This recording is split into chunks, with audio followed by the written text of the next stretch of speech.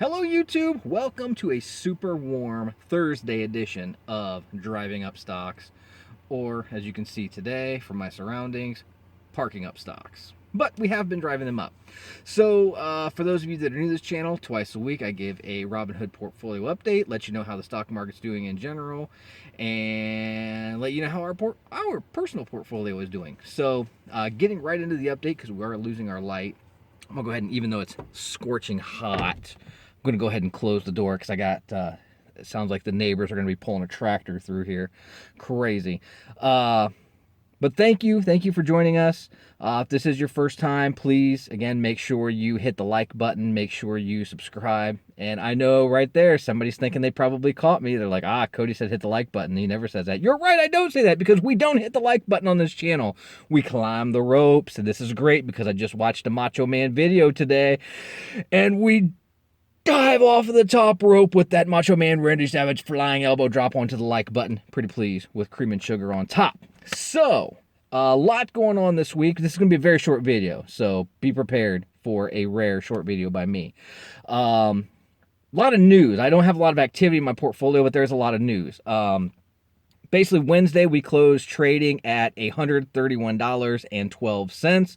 So we are up about 8% on the week. Gosh, I really thought it was going to be a lot more than that also, because Friday we closed at like did I say 231 or 131? We closed at 231.12. Last week we closed at like 217.10, somewhere in there. So I thought that it was going to be a lot more than 8%, but I guess it is about 8%. So pretty darn good start to the week. Pretty darn good start. Things kind of started off a little bit slow Monday, picked up. One thing that was driving our personal portfolio up was Disney. Disney had actually, it was kind of weird. Disney had some negative news because they're getting a lot of backlash with their reopening this weekend. They're still getting a lot of hate that they don't feel like their safety measures are adequate. The park workers don't feel like they're adequate. There's some unions that are a little bit upset with what they're seeing. But Disney is going to go ahead and open, and despite the negative press out there with them, their stock has been up this week. Everybody like was down. What was it? Late yesterday, early today. Actually, kind of a spoiler alert for our end of the week update. Thursday, everything closed in the red except for AMC. Weird. Yeah, weird. Outside of my cryptos, but I'll get into that.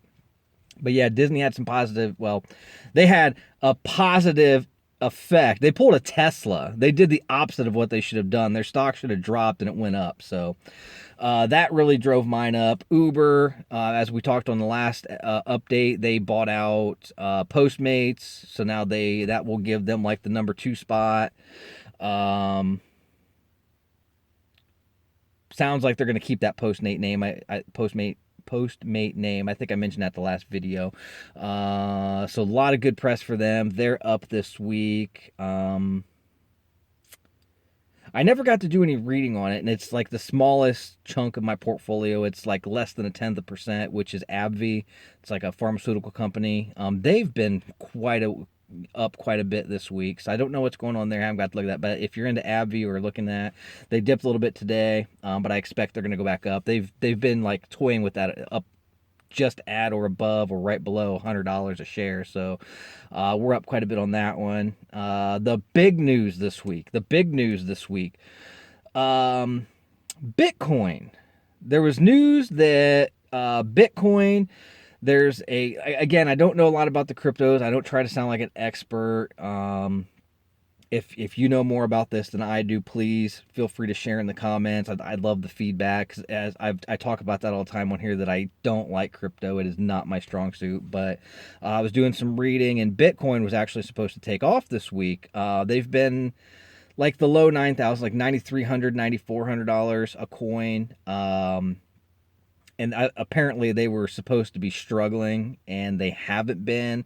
They were supposed to dip down to like an $8,500 resistance point, and since they've held so long over that $8,500 resistance point, they were set for this big takeoff. They were supposed to peak around like 10,500, and instead of that, it was Dogecoin that took off. I actually shared on my socials, Twitter and Twitter, Facebook. I think I threw something over on Instagram that they just had a monster run. And it was a day later, they were up quite a bit more than that previous day that I had shared on my socials, but it was just a ridiculous monster bull run that they went on.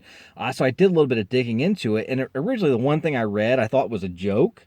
So I was just kind of didn't really report anything out on it. I kind of sat back and waited, and then I got to do a little bit more reading and found out like it was actually true. The reason Dogecoin took off is there were a bunch of investors basically that do trading and share their trading on TikTok, and there was this big TikTok movement for everybody to go and try to make each other rich or try to make one person rich that had a bunch of Dogecoin they were stuck with, and hey, everybody go out and buy Dogecoin. Which I'm in a trading group, like a Robinhood investing group, a couple different investing groups where they share stock hints and tips, and sometimes people will get an inside track on something or something that they think is going to take off, or that they read some news that others miss, kind of deal. But for the most part, once in a while you get like it's pretty serious, but once in a while you get some boneheads in there that are like, everybody go buy this stock, everybody go buy this stock. What's the one everybody bags on Bruce Wang for? AGNC, I think it is. It's like a REIT, but it's not great. And anybody that is like a serious investor bags on it. But Bruce Wang's always out there pushing it because he has a huge following and he's hoping that everybody buys it and it drives his share price up, and then he ends up getting rich off of it. Basically, that's what happened on TikTok, because there was somebody started this movement, everybody go buy Dogecoin. And everybody actually went and bought Dogecoin, and the price shot up. I've told you all that I was waiting, and it would like teeter right on the edge of this selling point that I had in mind, but it would never hit that. We are way above that, because the selling point that I had in mind, I was going to make about 75 cents to $1. I'm up right now about $12. And that doesn't sound like much, but I've got, you got to understand, I have like 5,500 Dogecoin, and when I bought them, they like, my average cost is 0.0023 for 0.0024 cents a coin. So it's like a fraction of a penny. So you have to have a ton of them to make a ton of money. But for my small portfolio, that is huge. And it's like the only thing up today. I mean, it's down today from where it was at last night, but I'm still up, like I said, about $12. And that's after it's dipped again. But it is slowly going back up. So I'm just kind of watching that. I'm watching it very closely. This isn't one of those like a JCPenney or something where I'm kind of trying to keep an eye on it and I'm going to get burnt while I'm at work. It's one I'm keeping a close eye on. I've got a ticker up for it. I'm watching the news, just to wait. This thing starts where it's going to keep dropping, I'm out. Finally going to get out of one of those four cryptos. Bitcoin went up. It never, again, it did the same thing that Dogecoin normally does. It went up right to where I would be willing to sell it, and then it dropped back down again. So, but I'm going to hang on to that one. I'm pretty sure that's going to go up because, like I said, that news is still out there that they're supposed to make a big run. I think it just got halted by this monster run by Dogecoin. So let me know if you guys had Dogecoin and you guys made out on that, or did you get in too late and maybe you're still going to make out on it, but not quite as much. Just to wrap this up, this is not really stock related. So if you are only here for the stock stuff, you can kind of call this one of my story times, I guess. Feel free to stick around if you like the story times. But if you are strictly here for the stocks, feel free to check out. Make sure you elbow drop, smash that like button before you take off. Subscribe too, please. I need subscribers big time. One of these days we're getting monetized. Anyhow, I saw something on one of my socials. Somebody had shared out a video. I watched the video. It looked like it was going to be pretty entertaining. And it really was. It was entertaining, very informative, educational. But this person said something in there, and it really bothered me. Like, because I engage with this person quite a bit, and like I'll write a whole comment or paragraph in the comment section, and they might like it, but they never say anything back. But I've noticed on other people that comment, they'll be like, hey, nice video, great content, and they get a like and they get a comment, and I'm like, what? I don't want to ask, but I'm like, I don't understand what the big deal is. And I got the answer in this video that they put out.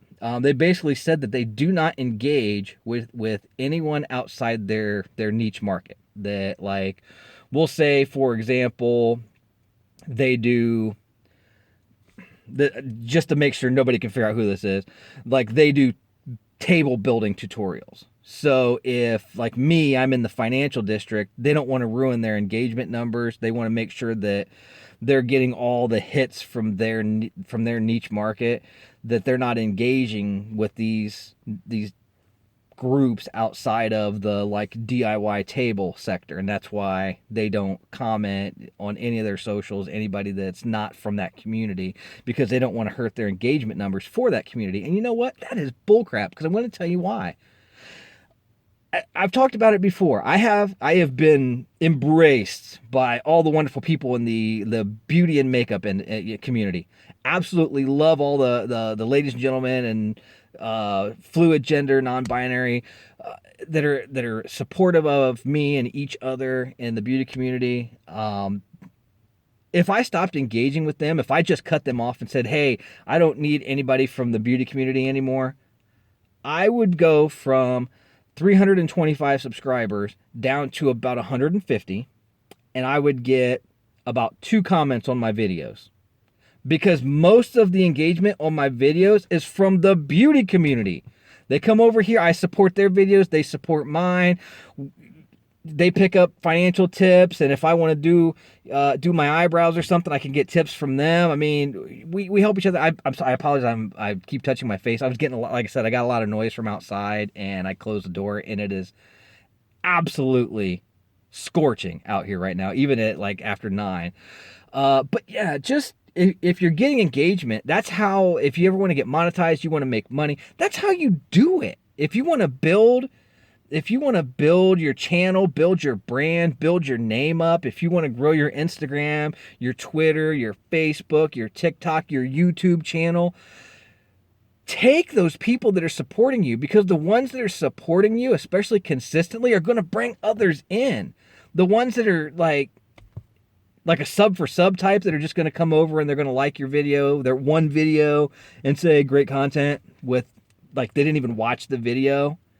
They're not going to do anything for you. It's the people that are engaging on your content. So love the heck out of those people. Blast the heck out of those people. I do that. All the people that are supportive of my videos come back. I retweet their stuff. They share their stuff on Twitter. Boom.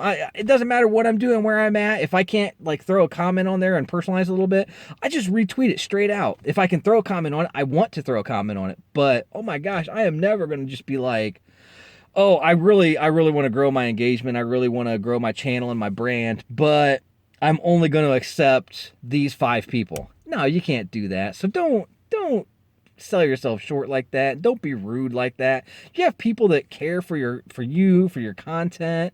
Don't like kick them in the dirt like that.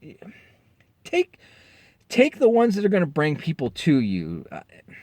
It's great when you get the other onesie-twosies here, but man, the ones that are consistently coming back and being supportive, reward them with a thank you. And I totally lied. Because I said this was going to be short because I didn't have a lot to report on, and here it's typical length. But I apologize. Rant over. Done. Make sure, again, elbow drop that like button. Hit that subscribe button if you have not already. And we will see you Monday for our end of the week update. Thank you for sticking with me if you stuck with me this long. I love you all to death. Take care. Have a fabulous weekend. Enjoy the weather if it's nice where you are. Be safe. Wear your mask. I got mine next to me, and I'm just at my house.